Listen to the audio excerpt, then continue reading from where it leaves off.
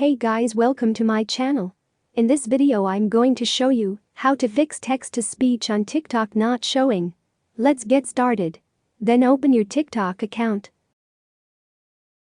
When you are done with the video recording part, tap text at the bottom to add a text box.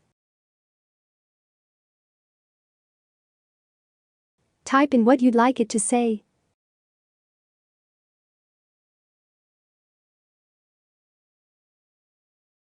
Tap on Done.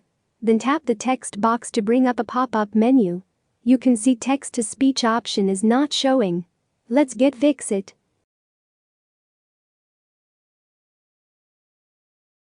Then click on your profile icon at the bottom right.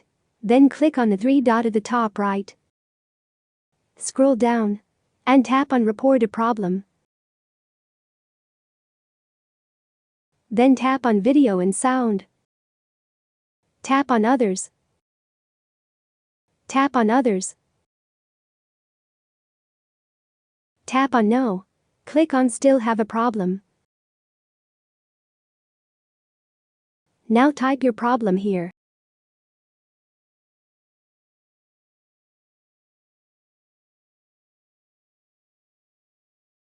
Then tap on Report.